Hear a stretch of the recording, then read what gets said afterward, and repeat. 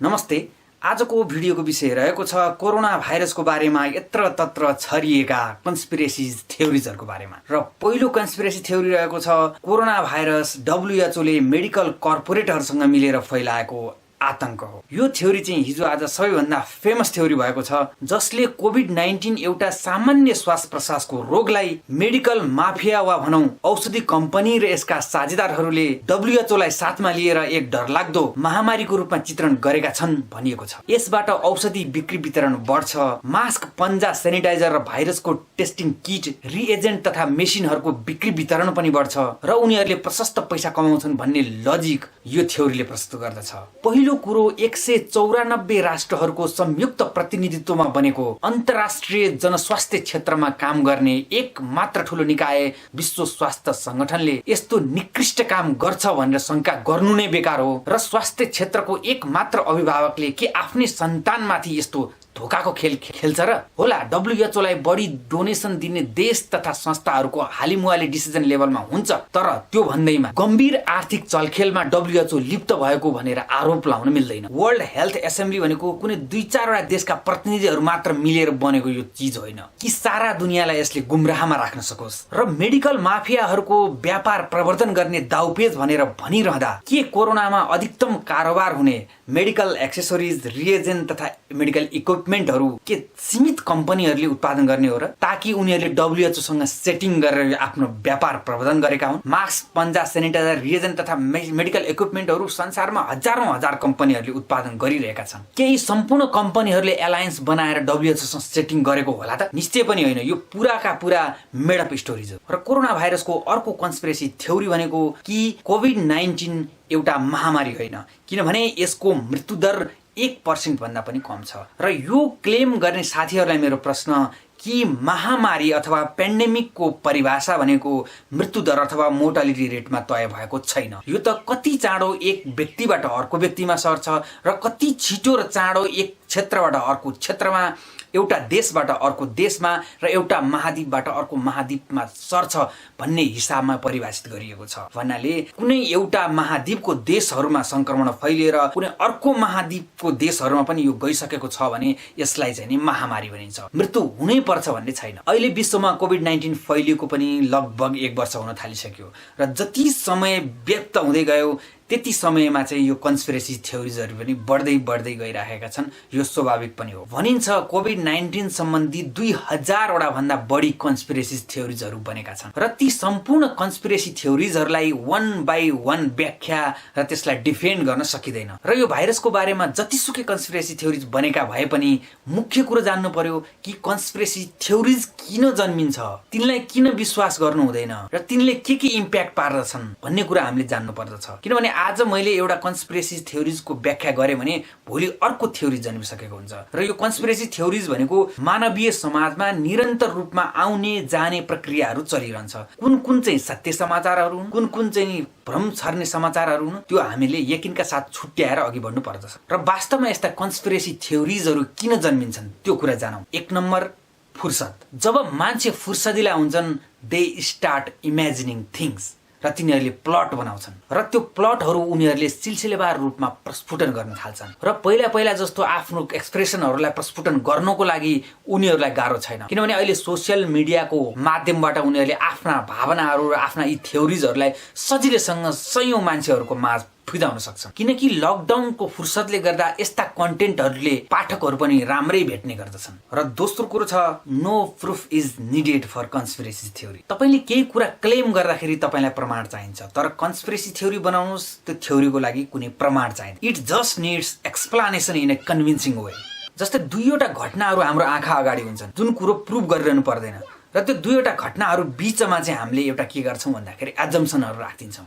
यस्तो भएर यस्तो भएको भनेर हामीले एजम्पसन राखिदिन्छौँ। र यस्ता मौलिक परिकल्पनाहरू यो 2वटा घटनाहरूको बीचमा यसरी राखिदिन्छौँ कि पाठकहरूलाई यो पढ्दाखेरि पनि हो कि जस्तो लाग्छ। फर इक्जाम्पल एउटा घटना कोभिड-19 संसारभर फैलियो। संसारभरका प्राय मान्छेहरूले मास्क लगाउन थाले। कोरोना भाइरस फैलियो, मान्छेहरूले मास्क लगाउन थाले। हामीले बीचमा के परिकल्पना ठेल्दिन्छौँ भन्दाखेरि मास्क बेच्नको लागि कोरोना भाइरसलाई महामारीको रूपमा संसारभर प्रस्तुत गरियो र यो जुन बीचको लजिक छ त्यसलाई प्रमाण चाहिँदैन र मान्छेहरूले पढ्दाखेरि यो कता कता हो कि जस्तो लाग्ने नै भयो। र अर्को छ कोभिड-19 चाइनाबाट सुरु भयो, ट्रु। र कोभिड-19ले सबभन्दा बढी अमेरिकालाई असर गर्यो। अब सुरु भएको देशमा चाहिँ नि कम असर छ, अमेरिकामा बढी असर छ भनेपछि अब के हामीले एजम्सन गर्छौँ भन्दाखेरि चाइनाले डिभाइस गर्यो कि त्यो अमेरिकालाई बदला लिनको लागि भनेर बीचमा चाहिँ अजम्सनहरू घुसाइदियो। अब यो कुराको केही प्रमाण पनि छैन, तर पढ्दा र हेर्दाखेरि अलिकति कन्भिन्सिङ लाग्छ र यो आइडियालाई मान्छेले मन पराउँछन् र सेयर गर्न थाल्छन्। हेर्नु, संसारभर जतिसुकै बनेका कन्स्पिरेसी थ्योरीहरू छन्, ती थ्योरीहरूको कहिल्यै पनि सोलिड प्रुफ भेटिएकै छैन, भेटिँदैन। र दुःखको कुरो यस्ता थ्योरिजहरू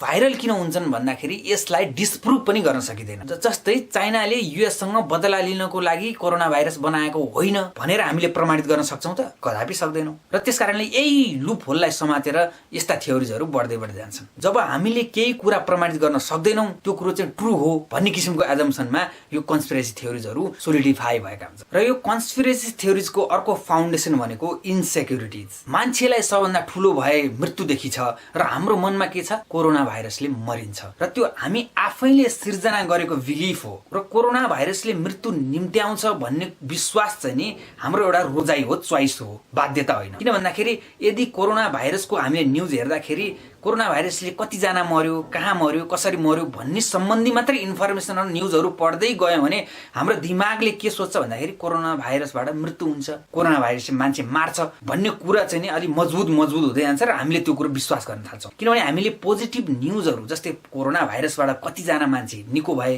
वास्तवमा मर्ने भन्दा त निको भएका मान्छेहरू बढी छन्, त्यो पोजिटिभ न्युजहरू चाहिँ हामीले आत्मसात गर्दैनौँ। नेगेटिभ न्युज, डेथ सम्बन्धी मात्रै न्युजहरूलाई चाहिँ हामीले दिमागमा राख्दै गएपछि हामी विश्वास गर्न थाल्छौँ कि कोरोना भाइरस चाहिँ मृत्युको पर्याय हो भन्ने कुरो हामीले विश्वास गर्दै जान्छौँ। र अर्को कुरो, यो भाइरस यति चाँडो फैलिरहेको छ कि कुनै न कुनै दिन हामीलाई पनि यो रोग सर्ने छ भन्ने कुरो हामीमा विश्वास त भइसकेका छौँ। र इन्डाइरेक्टली यसले के भन्छ भन्दाखेरि कोरोना भाइरसबाट हामी कुनै दिन मर्छौँ अथवा सख्त बिरामी हुन्छौँ भन्ने कुरो हाम्रो दिमागमा बसिसकेको छ। र कुनै पनि नराम्रो चिजलाई मानिसको साइकोलोजिकल स्टेटले सहजै स्वीकार गर्न चाहँदैन, त्यसलाई डिनायल भनिन्छ। र त्यो डिनायल फेजबाट गुज्रिन बाध्य भइसकेपछि हामी अब नेक्स्ट फेजमा पुग्छौँ, त्यसलाई भनिन्छ बार्गेनिङ फेज। र कन्स्पिरेसी थ्योरिजहरूले स्थान पाउने भनेको त्यस्तै मान्छेहरूमा हो जसमा चाहिँ नि यो बार्गेनिङ फेज चलिरहेको हुन्छ। त्यस्तो इन्सेक्युर मान्छेहरूमा दुईटै अप्सन हुन्छ, एउटा भनेको कि मनोरोगी भएर बाँच्नु पर्यो र अर्को भनेको त्यस्तो कन्स्पिरेसी थ्योरिजहरूलाई आत्मसात गरेर नर्मल भएर बाँच्नु पर्यो। अब यस्तै मौकाको फाइदा उठाउनको लागि थ्योरिस्टहरूले पनि अनेक किसिमका कन्स्पिरेसी थ्योरिजहरू बनाइदिरहेका हुन्छन् ताकि इन्सेक्युर मान्छेहरूले उनीहरूको आइडियालाई विश्वास गरून्, मन पराउन् र सेयर गर्दै जान्छ। र मान्छेलाई लाग्न सक्छ यो त हल्का खालको भाइरस रहेछ, मान्छेमा डर जगाउनलाई यो लकडाउन, कर्फ्यू यावत चिजहरू लगाइएको रहेछ, खासै मान्छे मर्ने पनि होइन रहेछ, यो सामान्य रुगाखोकी रहेछ, यसबाट डराउनु नपर्ने रहेछ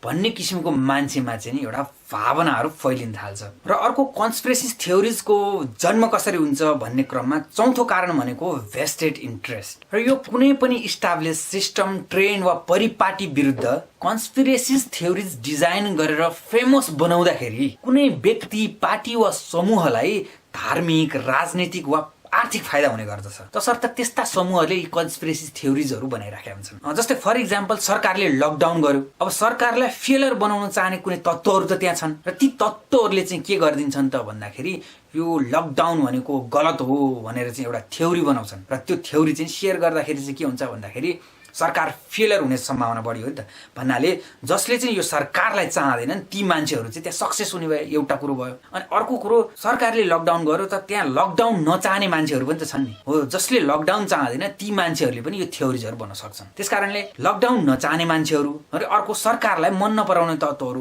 त्यो दुईटै तत्त्वहरू मिलेर चाहिँ यो कुरोलाई चाहिँ अझ सोलिडिफाई गर्छन् कि लकडाउन ठिक छैन भनेर यो कन्स्पिरेसी थ्योरिजहरूले चाहिँ त्यहाँ चाहिँ मलजल पाउने गर्दछ। र फाइदाहरू विभिन्न किसिमका हुन्छन्, कसैलाई सामाजिक फाइदा हुन्छ, कसैलाई चाहिँ आर्थिक फाइदा हुन्छ र कसैलाई चाहिँ पार्टीगत अथवा राजनीतिक फाइदाहरू हुन्छ।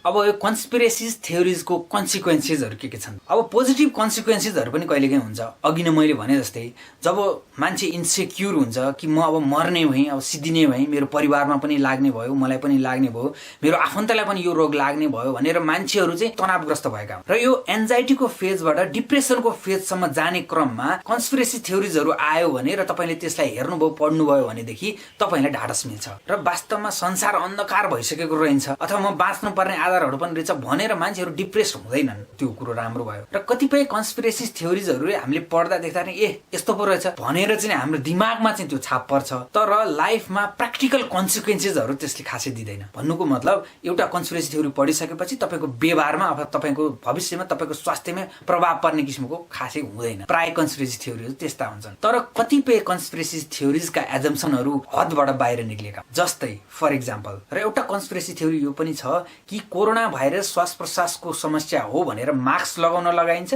मास्क लगाइसकेपछि वास्तवमा श्वास प्रश्वासको समस्या त्यहाँबाट सुरु हुन्छ, किनभने हाम्रो शरीरलाई चाहिने जति अक्सिजनहरू राम्रोसँग जाँदैन मास्कले गर्दा र कालान्तरमा गएर चाहिँ नि दम तथा अन्य श्वास प्रश्वास सम्बन्धी रोगहरू लाग्दछ भनेर एउटा कन्स्पिरेसी थ्योरी प्रचलित बनाइएको छ यो कोरोना भाइरसको समयमा। र यसले कन्सिक्वेन्सेसहरू के आउँछ भन्दाखेरि यो जसले यो थ्योरीलाई विश्वास गर्छ त्यो मान्छेहरू बाहिर जाँदाखेरि मास्क लगाउन छोड्छन् र त्यो कारणले गर्दाखेरि उसलाई यो कोरोना भाइरस सर्ने सम्भावना बढ्छ र उसलाई जब सर्छ र उसको छरछिमेक तथा समाजलाई पनि सर्न सक्ने सम्भावना बढ्छ।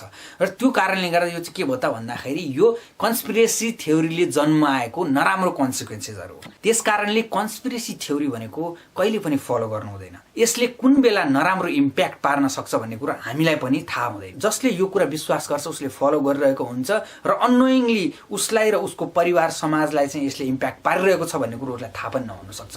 त्यो कारणले गर्दाखेरि कन्स्पिरेसी थ्योरी भनेको चाहे राम्रो होस् चाहे नराम्रो होस् कहिल्यै पनि विश्वास गर्नु हुँदैन, पढ्नु हुँदैन र यसलाई फलो गर्नु हुँदैन र आफूले यी कुराहरू स्प्रेड पनि गर्नु हुँदैन। र मेन कुरो कन्स्पिरेसी थ्योरीलाई फलो नगर्ने कसरी भन्नुभन्दा पनि कुन चाहिँ कन्स्पिरेसी थ्योरी हो कुन चाहिँ होइन भन्ने कुरो थाहा पाउनु जरुरी हुन्छ। र हाउ टु नो द्याट, कुन कुरो भ्रामक हो कुन कुरो सही हो भन्ने कुरो थाहा पाउनुको लागि केही टिप्सहरू छ। पहिलो कुरो, जहिले पनि check for the authenticity of the source. Conspiracy थ्योरिजहरू प्राय सोसियल मिडिया विशेष गरी फेसबुक, ट्विटर तथा युट्युबबाट आउने गर्दछन्। किन यी प्लेटफर्महरूमा आफ्ना भावनाहरू, आफ्ना थ्योरिजहरू र आफ्ना विचारहरू निर्बाध रूपमा चाहिँ प्रस्फुटन गर्न सकिन्छ। कुनै राम्रा पनि हुन्छन्, कुनै नराम्रा पनि हुन्छन्, किन यसलाई सेन्सर गर्ने कुनै माध्यम छैन, कुनै विधि छैन। तसर्थ यस्ता सोसियल मिडियाबाट आएका कुराहरू छन् भने प्राय विश्वास झट्ट गरिहाल्नु हुँदैन। र कसैले यसलाई सेयर गरिहालेको छ भने पनि यसको ओरिजिनल सोर्स कहाँ हो त, कुन हो त भनेर त्यसलाई खोज्ने प्रयास गरौँ। त्यो सोर्स कतिको अथेन्टिक छ त्यसलाई भेरिफाई गर्ने प्रयास गरौँ र